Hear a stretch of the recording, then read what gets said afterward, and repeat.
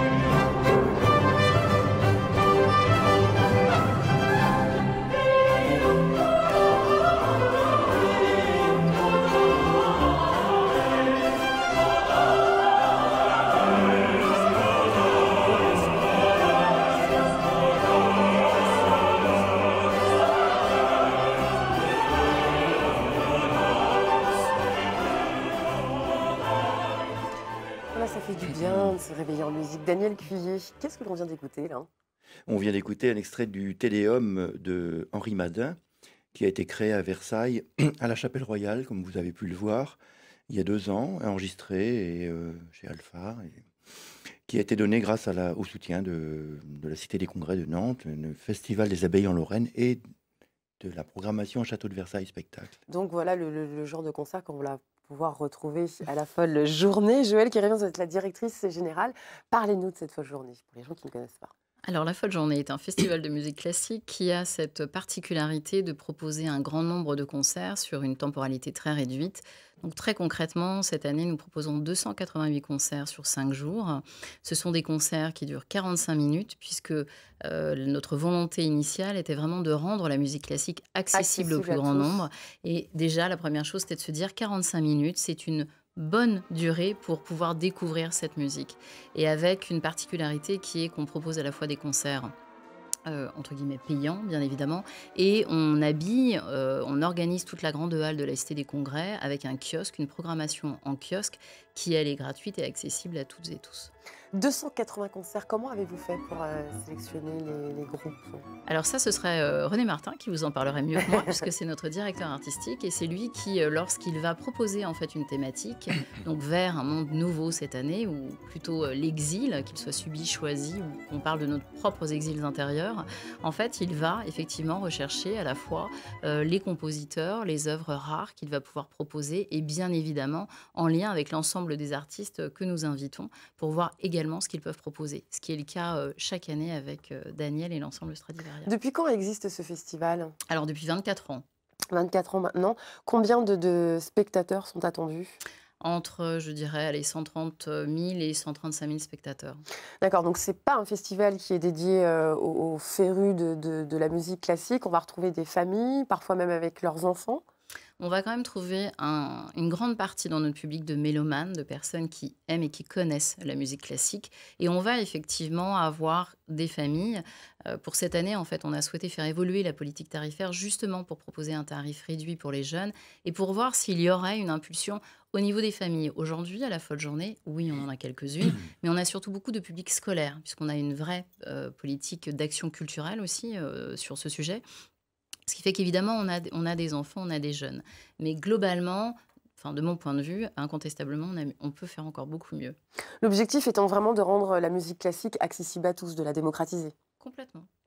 Alors pour ce faire, nous avons également, voilà, vous proposez des concerts Stradivaria. Vous pouvez nous en parler? Oui, nous allons justement dans ce thème, en suivant l'idée de l'exil, nous avons choisi un compositeur contemporain de Napoléon, en gros, qui a quitté la France à la Révolution 89 et qui est revenu en France après un exil à Berlin, exil artistique et personnel, puisqu'il était considéré comme un des musiciens proche de l'Ancien Régime, disons, on va dire peut-être les choses comme ça aujourd'hui. Il est revenu avec Napoléon en 1805, je pense. C'est Jean-Louis Duport, c'est un violoncelliste qui a révolutionné la technique du violoncelle. Et pour le servir, pour le présenter, j'ai monté ce projet avec Raphaël Pidou, qui est un violoncelliste, d'ailleurs, qui croise deux genres, deux styles, puisqu'il joue aussi avec le trio Wanderer, et piano et violon. Donc, dans ce cas-là, nous avons conçu un nouveau programme pour la folle journée, 2 concertos, puisque ça dure que 3 quarts d'heure.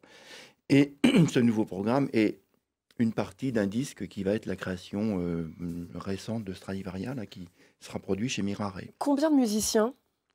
Une douzaine pour les concerts, une quinzaine sur le disque. Enfin bon, petit ensemble de cordes avec 2 hautbois et la facture, nous respectons la facture et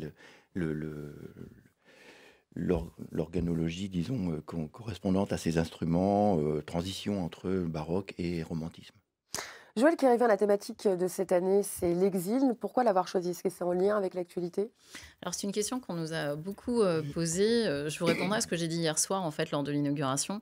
Non, René n'avait pas forcément conscience qu'il y aurait une telle actualité si on pense bien évidemment à la situation des migrants aujourd'hui. Bien sûr. Incontestablement, je pense que ça ne peut que nous rappeler qu'un exil est avant tout un arrachement, une douleur, et qu'il est effectivement important de savoir accueillir les gens avec beaucoup d'humanité et de bienveillance. Voilà. Si on a un message à faire passer, en tout cas, c'est celui-là. La musique qui va être jouée restera donc positive?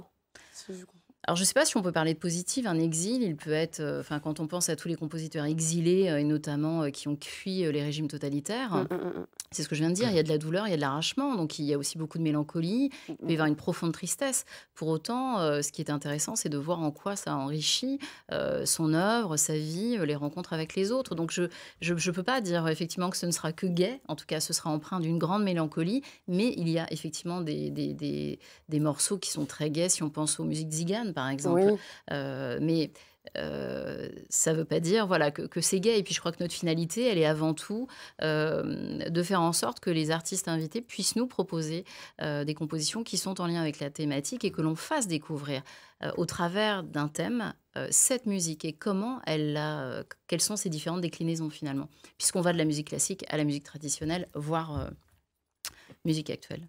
Musique actuelle ou traditionnelle ou classique, je vous propose de regarder un extrait tout de suite.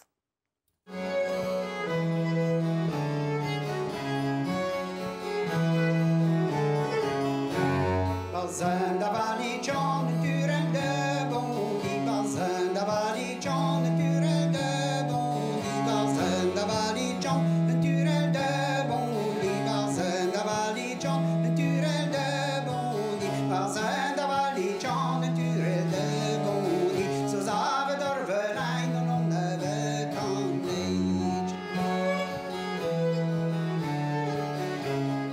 Daniel Kiel, on vient d'écouter, non? On vient d'écouter Yann Fanch-Kemener, avec lequel nous avons donné plusieurs concerts, donc à la folle journée d'ailleurs, sur la relation avec la danse, entre la danse populaire, la danse actuelle, même en Basse-Bretagne, répertoire collecté et défendu par les gens comme Yann Fanch, et la danse baroque, disons, telle qu'on la pratiquait à la cour de France, puisque les musiciens qui étaient là, par exemple tel le violon, étaient des ménétriers qui jouaient aussi. C'était beaucoup plus poreux au XVIIIe siècle, la relation entre musiciens professionnels et amateurs, entre guillemets, qu'aujourd'hui, je pense. Et donc, on a voulu faire un parallèle, créer un parallèle entre ces deux genres. Joël Kérivin, parlez-nous des actions menées tout au long de l'année dans le cadre du fonds de dotation de la folle journée. Alors en fait, notre fonds de dotation, il veille à soutenir des projets qui s'inscrivent dans 3 axes. Le premier, c'est bien évidemment l'accompagnement à la sensibilisation et à la pratique instrumentale.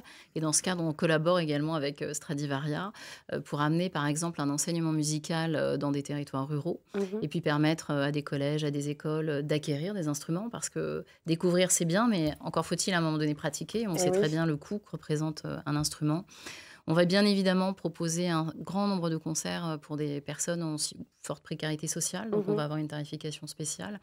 On va également soutenir à l'émergence et puis cette année, on a mené une grosse démarche d'accessibilité à notre manifestation parce qu'on était déjà relativement exemplaire sur le sujet, mais il est vrai qu'il y a des personnes en situation de handicap, je pense à la communauté sourde Bien qu'on sûr. n'accueillait pas. Mhm.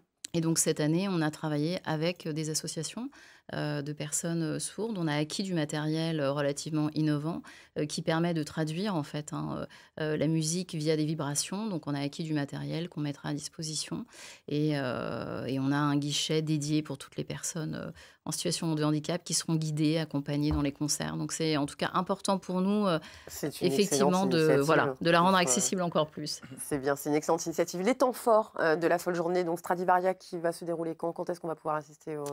Alors, Jeudi, réponds Daniel. jeudi soir et vendredi après-midi. D'accord. Et les autres temps forts?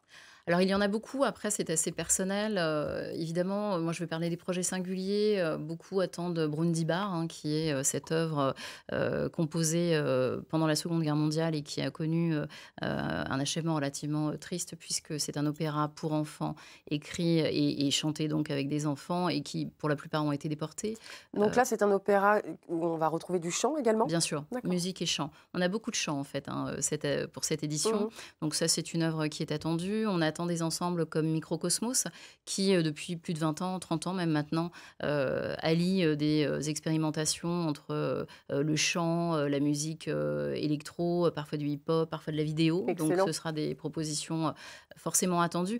Après, moi, je pense au concert, au Requiem de Mozart qui sera proposé jeudi soir et qui, évidemment, le public s'est arraché parce que quand on Ben parle de oui, Mozart, voilà, ben Mozart oui. reste quand même très populaire. On aura beaucoup de Chopin qui reste très populaire aussi. Donc, après, voilà, ce sont des projets singuliers, mais je crois que la richesse de la folle journée, c'est aussi et surtout de venir quand on n'a pas pris de billets et de découvrir et de se laisser porter. Souvent, c'est, entre guillemets, les propositions qu'il reste qui sont vraiment intéressantes à découvrir. Et voilà pour la petite info pratique. Si vous souhaitez venir à la folle journée, que vous n'habitez pas Nantes, la région propose un tarif spécial, 10 € l'aller-retour en train, en car pour venir au concert du festival La Folle Journée qui débute dès demain et ce jusqu'au dimanche 4 février. Joël Kérivin, merci beaucoup d'être venu Merci. sur le plateau. Je remercie également Daniel Cuillet.